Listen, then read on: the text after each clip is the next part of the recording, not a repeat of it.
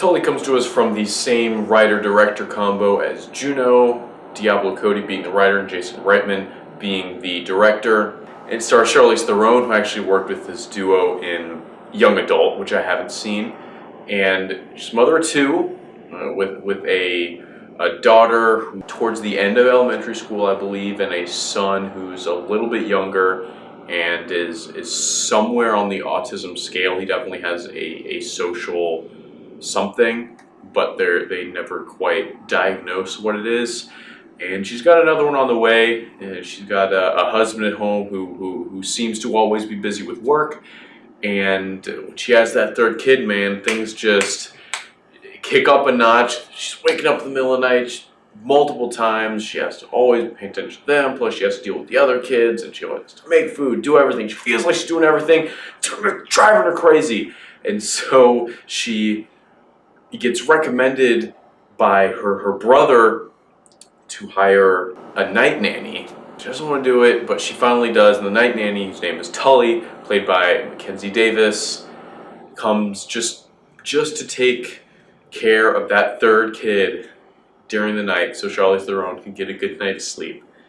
And she actually ends up forming a bond with Charlize Theron's character, and it's the story of how that bond affects both characters' lives. It probably sounds like this, and for the most part during the film it was just kind of a standard family dramedy. I mean, it's not like a family film, it is rated R, but family isn't the topic. Standard, I mean standard in concept and kind of the plot, but it was still executed at above standard level. Charlize Theron is, of course, doing a great job, as she almost always does.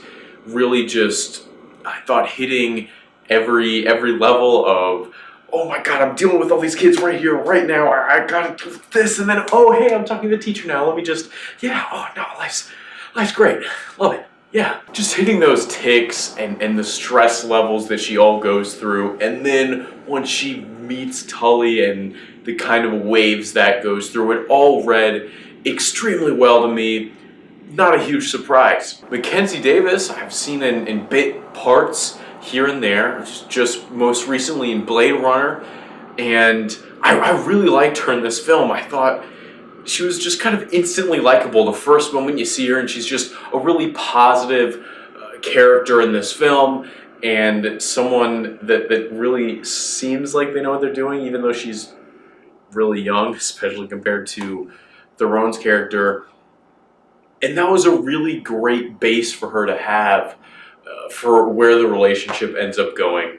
And like, even when it's setting up like, wow, this kid is super stressful, which we see oftentimes. There's a new baby, gonna see it in Incredibles 2, I'm ready. It was a very effective montage, and just that it took the same set of experiences just over and over and over, and you're kind of like, wow, this is still going. But I think that was kind of the point, that it was just nailing it down. And they actually, I noticed they timed it with some of the music really nicely, that I'm always down for some nice editing like that. I really enjoyed the dad character because it didn't feel like, to me, he was a complete deadbeat. He just wasn't there. He was obviously trying. We see him helping the kids with homework, driving them to school every once in a while, driving them to sports practices, but he's clearly not doing enough.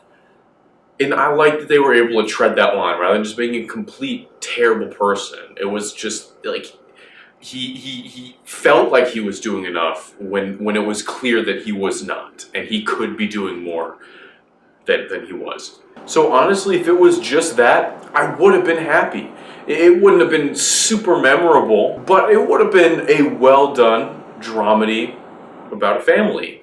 But the ending is what really made it stick out to me and put it not just above, as an above average family dramedy, but like just a really good one that I really enjoyed. And it was one I came out of just, I needed to see this kind of film at that moment, that really made me like have a nice warm feeling inside when I watched it at the end. But it was just overall really well done, and the ending is what made it even more unique than everything else.